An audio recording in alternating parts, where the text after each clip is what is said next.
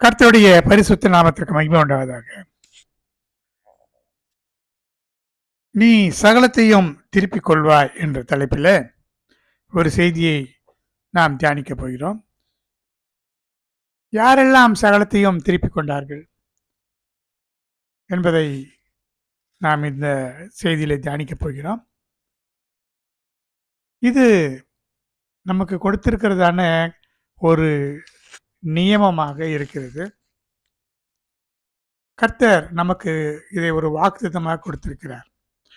நம்முடைய வாழ்க்கையில நாம் இழந்து போன எல்லாவற்றையும் சகலத்தையும் திருப்பிக் கொள்ளும்படியாக இந்த செய்தியை ஆவியானவர் நமக்கு கொடுத்திருக்கிறார். இதை ஆசீர்வதித்து இதில் இருக்கிற சத்தியங்களை வெளிப்படுத்தி வரும்படியாக கிருபையுள்ள தேவனுடைய கரங்களிலே இந்த செய்தியை கொடுத்து ஜெபிக்கலாம். அன்பின் தெய்வமே, கர்த்தாவே, நன்றியோடு ஸ்தோத்திரிக்கிறோம். தாவீது சகலத்தையும் திருப்பிக் கொண்டது போல நாங்களும் எங்களுடைய ஜீவியத்திலே திருப்பிக் கொள்ளட்டும். ஆபிரகாமும் திருப்பிக் கொண்டான். இன்னும் எத்தனையோ பேர் தாங்கள் இழந்ததெல்லாம் திருப்பிக் கொண்டார்களே. இந்த செய்தியிலே இதை கேட்கிற யாரெல்லாம் எதையெல்லாம் இழந்திருக்கிறார்களோ அதையெல்லாம் திருப்பி கிடைக்க உதவி செய்யும். அதையெல்லாம் திருப்பி பெற்றுக்கொள்ள உதவி செய்யும்.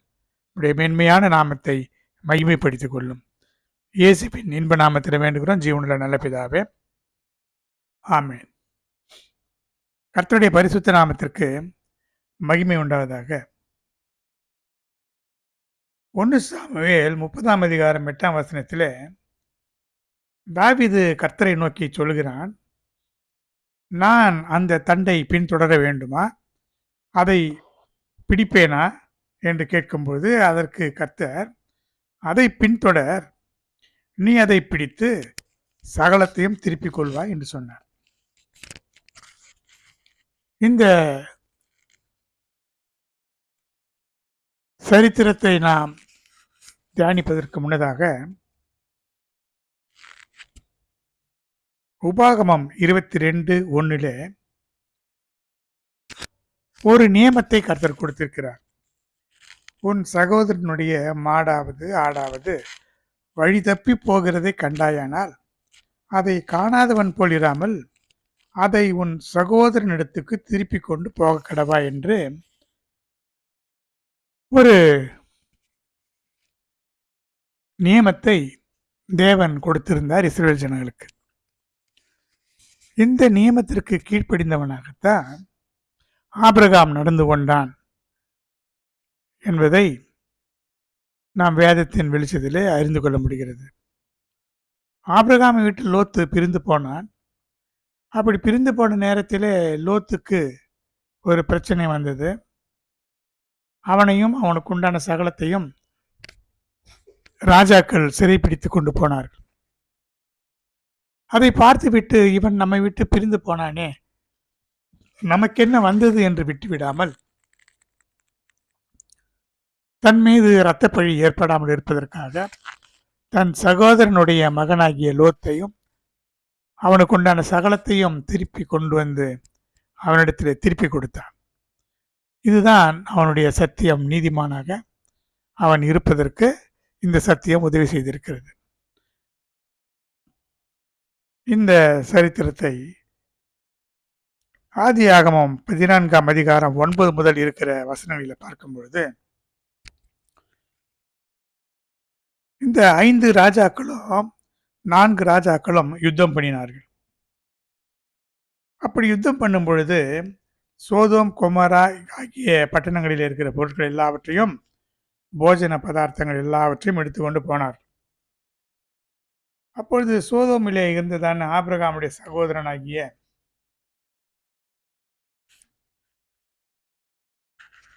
சகோதரனின் குமாரனாகிய லோத்து, அவனையும் அவனுடைய பொருட்களையும் கூட கொண்டு போய்விட்டார்கள்.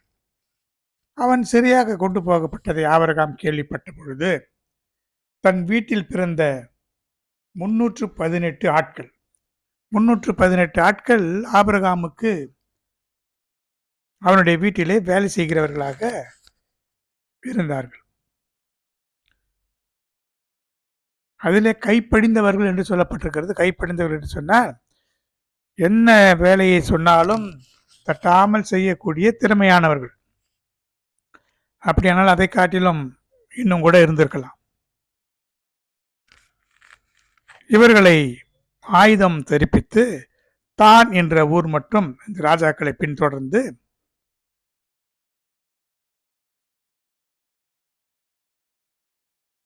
இவனோடு கூட ஆபிரகாமோடு கூட உடன்படிக்கை செய்திருந்த மனிதராகிய எஸ்கோல், ஆனேர், ஆனேருடைய சகோதரனாகிய மம்ரே ஆகியோரோடு கூட இவன் சென்று அந்த ராஜாக்களின் மேலே விழுந்து அவர்களை முறியடித்து சகல பொருட்களையும் திருப்பி கொண்டு வந்தான். தன் சகோதரனாகிய லோத்தையும் அவனுடைய பொருட்களையும் ஸ்திரீகளையும் ஜனங்களையும் திருப்பி கொண்டு வந்தான். இப்படி சகோதரனுடைய பொருட்கள் மாத்திரமல்ல, மற்றவர்களுக்காகவும் அவன் சண்டை போட்டு உதவி செய்து எல்லாவற்றையும் திருப்பி கொண்டு வந்தான். இதற்கு காரணம் 5 ராஜாக்கள் 4 ராஜாக்கள் என்று சொல்லும் பொழுது, இந்த 5 ராஜாக்களை 4 ராஜாக்களும் சண்டை போடும் பொழுது வென்றார்கள். ராஜாக்கள் தோற்று போன அளவுக்கு ஒரு நிலைமை இருக்கும் பொழுது, இவன் சாதாரண ஒரு மனிதன். இவன் அங்கே வேலை செய்கிற மனிதர்களோடு கூட போய் சென்று அவர்களை வென்றான். அப்படியானால் அதற்கு காரணம் தேவனுடைய கிருபை, தேவனுடைய ஆசீர்வாதம். அப்படி அவன் திருப்பி கொண்டு வந்த பொழுது, உன்னதமான தேவனுடைய ஆசாரியனாக இருந்த சாலேமின் ராஜாவாகிய மெல்கிசேதேக்கு, சாலேமிலே இருந்ததான ராஜா, அவன் ஆசாரியனாக விளங்கினதை நாம் பார்க்கலாம். அப்பமும் திராட்சரசமும் கொண்டு வந்து அவனை ஆசீர்வதிக்கிறான். ஆபிரகாமை ஆசீர்வதித்து, வானத்தையும் பூமியையும் உடையவராகிய உன்னதமான தேவனுடைய ஆசீர்வாதம் ஆபிரகாமுக்கு உண்டாவதாக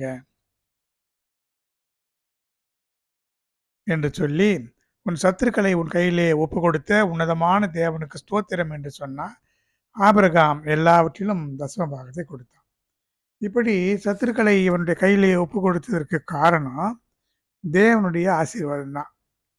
இல்லை என்றால் இந்த ஆசீர்வாதம் அவனுக்கு கிடைத்திருக்காது. அப்பொழுது சோதோமின் ராஜா சொல்லுகிறான், பொருட்களை நீர் எடுத்துக்கொள்ளும், ஜனங்களை மாத்திரம் எனக்கு தாரும் என்று சொன்னான். அப்பொழுது சோதோமின் ராஜாவை பார்த்து ஆபிரகாம் சொல்லுகிறான், ஆபிராமை ஐஸ்வர்யவானாக்கினேன் என்று நீர் சொல்லாதபடிக்கு ஒரு சரட்டையோ பாதரட்சியின் வாரையோ உமக்கு உண்டானவைகளிலே யாதொன்றையும் எடுத்துக்கொள்ளேன் என்று வானத்தையும் பூமியையும் உடையவராகிய உன்னதமான தேவனாகிய கர்த்தருக்கு நேராக என் கையை உயர்த்துகிறேன். என்னோடு கூட வந்த ஆனேர், எஸ்கோல், மம்ரே என்ற புருஷருடைய பங்கு மாத்திரம் வர வேண்டும் என்று சொன்னான். இதுல என்ன என்று சொன்னால், ஒரு யுத்த நெறி. அங்கே சண்டை போடும் பொழுது அந்த கொள்ளை பொருட்களை எடுத்து கொள்ளலாம். ஆனால் இவன் என்ன சொல்லுகிறான், அந்த கொள்ளை பொருட்கள் எனக்கு வேண்டாம், என்னுடைய சகோதரனுடைய மகனை நான் மீட்டு கொண்டேன், எனக்கு அது போதும். அதே நேரத்தில் என்னோடு கூட சண்டைக்கு வந்த இந்த மனிதருக்கு தேவையான பங்கை நீ கொடுத்து விடு. வானத்தையும் பூமியையும் உடைய உன்னதமான தேவன் என்று சொன்னால், வானத்துக்கும் பூமிக்கும் உரிய ஆசீர்வாதத்தை கொடுக்கக்கூடியவரான தேவன், அவருக்கு நேராக என் கைகள் சுத்தமானது என்று நான் நீதியுள்ளவனாக இருக்கிறேன் என்று சொல்லி, என் கைகளிலே எதுவும் கரை இல்லை என்று சொல்லி வானத்துக்கு நேராக தன் கைகளை உயர்த்துகிறான். நீர் என்னை ஆசீர்வதித்தீர், உன்னுடைய பொருட்களாலே நான் ஆசீர்வதிக்கப்பட்டேன் என்று சொல்ல வேண்டாம். தேவனே என்னை ஆசீர்வதிக்கட்டும் என்று அவன் வாழ்ந்ததினால தான் அந்த விசுவாசமுள்ள அந்த வாழ்க்கை தான் விசுவாசத்திற்கு தகப்பனாக அவனை உயர்த்தியது. கர்த்தருடைய பரிசுத்த நாமத்திற்கு மகிமை உண்டாவதாக. அடுத்தது, தேவ சித்தம் எப்படியோ அப்படித்தான் ஒப்பு கொடுத்து இருக்க வேண்டும் என்பதற்கு ஒரு உதாரணத்தை இந்த ரெகபெயாம் வாழ்க்கையில பார்க்கலாம். 1 ராஜாக்கள் 12ஆம் அதிகாரம் 1 முதல் இருக்கிற வசனங்களிலே ரெகபெயாமை ராஜாவாக்கும்படி இஸ்ரவேலர்கள் சீகேமுக்கு வந்திருந்தார்கள். யெரொபெயாம் எகிப்திலே இருக்கிறது கேள்விப்பட்டு அவனையும் வரவழைத்தார்கள். ஜனங்கள் ரெகெபயாமை நோக்கி, உன்னுடைய தகப்பன் எங்கள் மேலே பாரமான நுகத்தை வைத்தார், அதை லகுவாக்க வேண்டும் என்று சொல்லும் பொழுது, அவன் தன்னோடு கூட இருக்கிறதான இளைஞர்களுடைய பேச்சை கேட்டுக்கொண்டு, அப்படி அல்ல, நான் இன்னும் பாரமாக்குவேன் என்று கடினமான உத்தரவு கொடுத்தபடினாலே, ஜனங்கள் என்ன செய்தார்கள்? தாவீதோடு எங்களுக்கு பங்கு இல்லை என்று சொல்லி அவனை விட்டு பிரிந்து போனார்கள். இது ஏன் உண்டானது என்று சொன்னா, நேபாத்தின் குமாரனாகிய எரேபியாமுக்கு கர்த்தர் சொன்னார், ஒரு தீர்க்கதரிசியின் மூலமாக, நான் உன்னை இஸ்ரவேலின் மேலே ராஜாவாக்குவேன் என்று சொன்ன அந்த வார்த்தை நிறைவேற்றும்படியாக இவனுடைய ஆணவமான பேச்சு அதற்கு காரணமாக அமைந்துவிட்டது. சில வேளைகளிலே நமக்கு ஏற்படுகின்ற நன்மைகள், தீமைகளுக்கெல்லாம் காரணம் ஏதோ ஒரு சித்தத்தை ஆண்டவர் வைத்திருப்பார். அதற்காகத்தான் நம்முடைய வாயிலே சில காரியங்களை போடுவார். இப்படி சொன்ன பொழுது, யூதா பட்டணத்துக்கு மாத்திரம் ரெகெபயாம் ராஜாவாக இருந்தான். எரேபயாமை திருப்பி கொண்டு வந்து அவனை சமஸ்த இஸ்ரவேலின் மேலும் ஜனங்கள் ராஜாவாக்கினார்கள். ரெகெபயாம் எருசலேமுக்கு வந்து இஸ்ரவேல் வம்சத்தாரோடு யுத்தம் பண்ணவும், ராஜ்யத்தை சாலமோனின் குமாரனாகிய தன்னிடமாக திருப்பிக் கொள்ளவும், யூதா வம்சத்தார், பென்யமீன் கோத்திரத்தார் அனைவருமாகிய தெரிந்து கொள்ளப்பட்ட யுத்த வீரர் 1,80,000 பேரை கூட்டினார். ஆனால் கர்த்தருடைய வார்த்தை உண்டாகி, நீங்கள் போக வேண்டாம், இஸ்ரவேல் புத்திரரான உங்கள் சகோதரரோடு யுத்தம் பண்ணாமலும் அவரவர் தம் தம் வீட்டுக்கு திரும்புங்கள், என்னாலே இந்த காரியம் நடந்தது என்று கர்த்தர் உரைத்தார். அதனால என்ன நடந்தது? ஜனங்கள் திரும்பி போய்விட்டார்கள். அந்த யுத்தம் நடக்கவில்லை. இது தேவனுடைய சித்தம். ஆக அவன் இழந்து போன ராஜ்யத்தை தேவன் திருப்பி கொடுக்க விருப்பம் அவருக்கு இல்லை.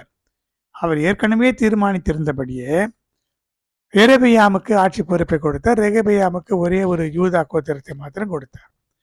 இது ஒன்றுதான் இப்படி தேவனுடைய சித்தமாக இருந்ததுனால நடக்கவில்லை.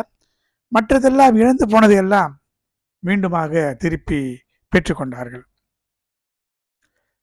கர்த்தருடைய பரிசுத்த நாமத்திற்கு மகிமை உண்டாவதாக. அடுத்து எலியாவுடைய வாழ்க்கையில் நடந்ததான காரியத்தை பார்க்கும் பொழுது, 1 ராஜாக்கள் 18ஆம் அதிகாரம் 19 முதல் இருக்கிற வசனங்களிலே, கர்மேல் பருவத்திலே இஸ்ரவேல் அனைத்தையும், பாகாலின் தீர்க்கதரிசிகள் 450 பேரையும், ஏசபேலின் பந்தியிலே சாப்பிடுகிற தோப்பு விக்கிரகத்தின் தீர்க்கதரிசிகள் 400 பேரையும் அழைத்து கொண்டு வரும்படி எலியா சொல்லுகிறான்.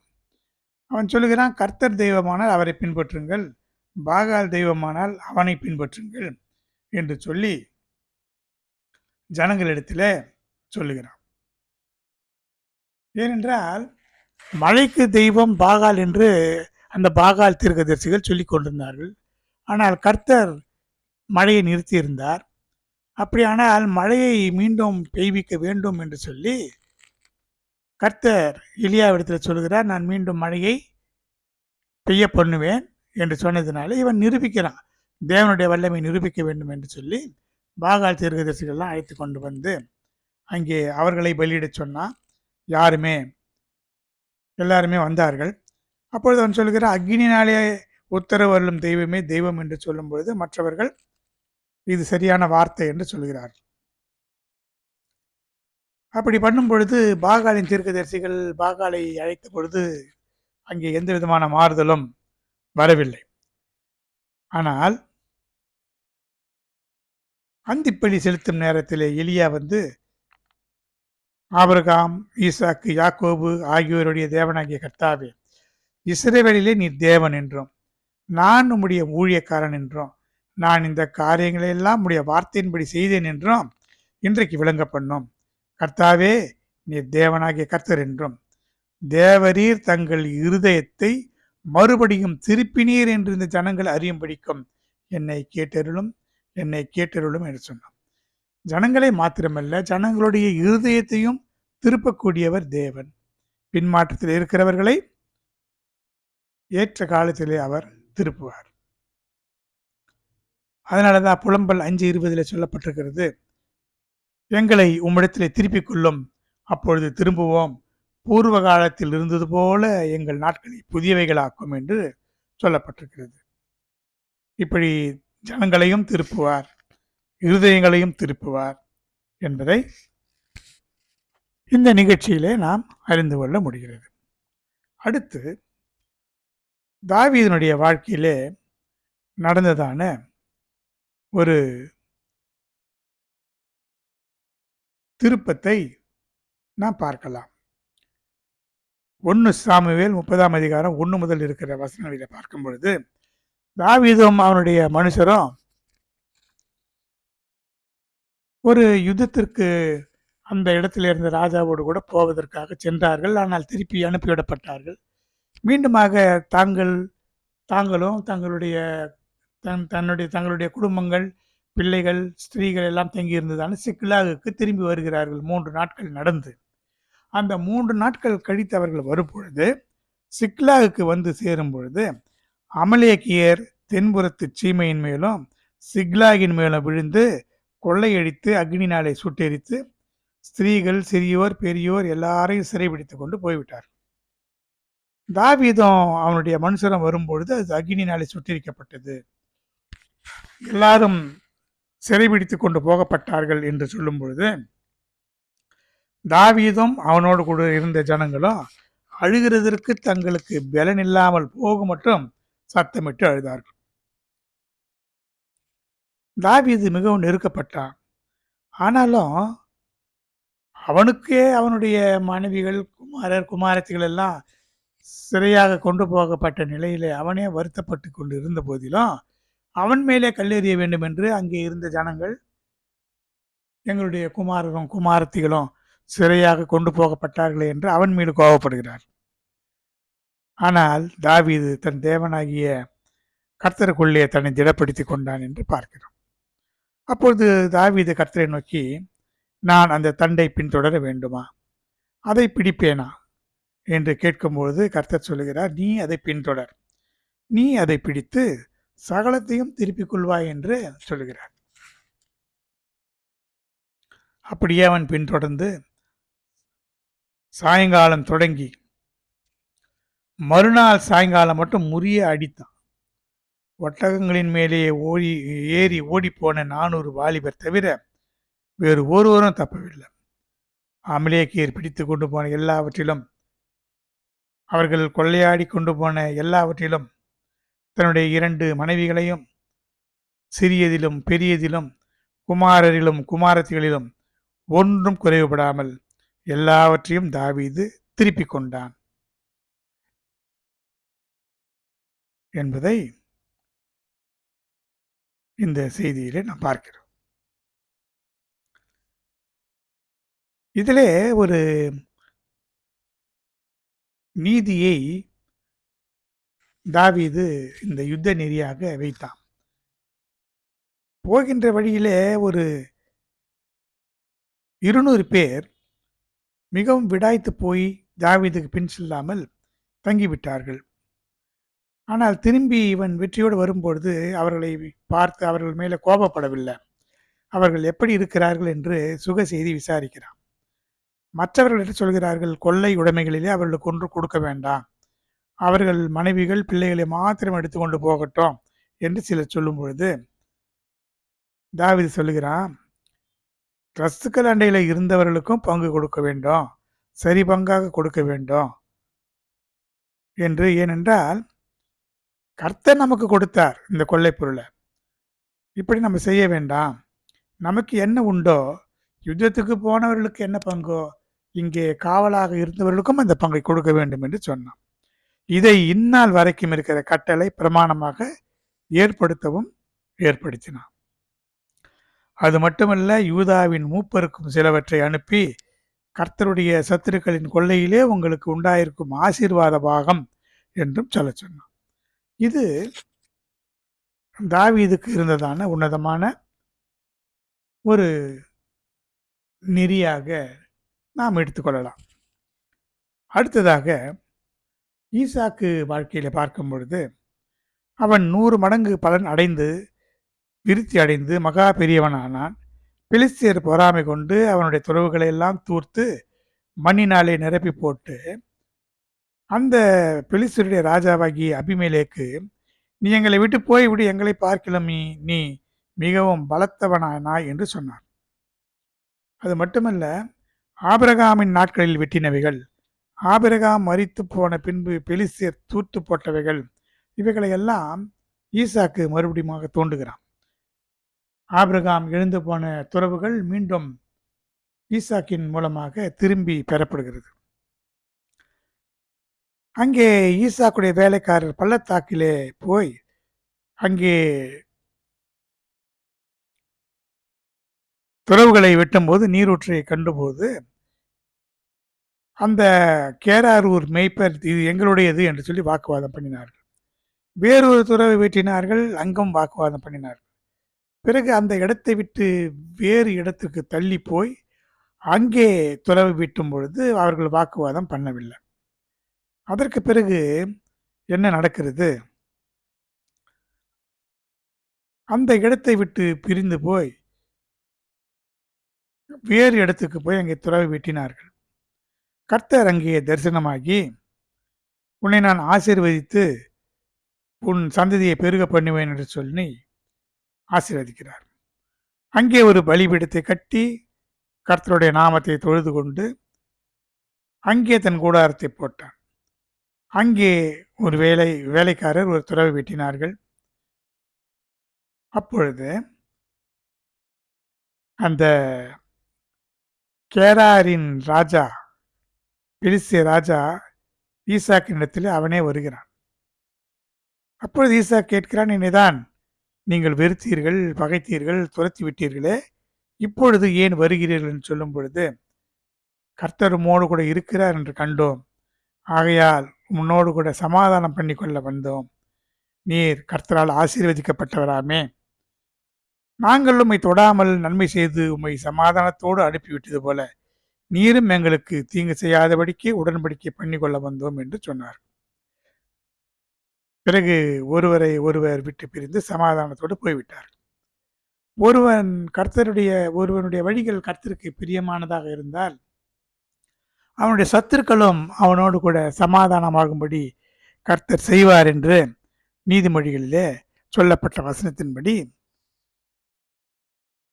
இங்கே ஈசாக்கு போன இடத்தை ராஜாவே தேடி வந்து அவனோடு கூட உடன்படிக்கை பண்ணி கொண்டான். ஏனென்றால் கர்த்தர் உங்களோடு கூட இருக்கிறார் என்று சொல்லி அந்த ராஜா அறிந்து கொண்டான். புறஜாதி ராஜாவே இப்படி வந்து சமாதானம் செய்து கொண்டான். இப்படி எல்லாம் யாரெல்லாம் இழந்தார்களோ அதையெல்லாம் திரும்ப பெற்றுக்கொண்டார்கள். நம்முடைய வாழ்க்கையிலே பிரியமானவர்களே, நாம் எதையெல்லாம் இழந்து போனோமோ, நமக்கு அருமையானவர்களை இழந்து போயிருக்கலாம், நம்முடைய சமாதானத்தை இழந்து போயிருக்கலாம், நம்முடைய ஆரோக்கியத்தை இழந்து போயிருக்கலாம், நம்முடைய அபிஷேகத்தை இழந்து போயிருக்கலாம், வரங்களை இழந்து போயிருக்கலாம், தேவனோடு கூட நெருங்கி ஜீவிக்கிறதான அந்த ஜீவியத்தின் பகுதியை இழந்து போயிருக்கலாம், தேவனுடைய அன்பை இழந்து போயிருக்கலாம், நம்முடைய சொத்துக்களை இழந்து போயிருக்கலாம். எதுவாக இருந்தாலும் நாம் சகலத்தையும் திருப்பிக் கொள்ள முடியும்.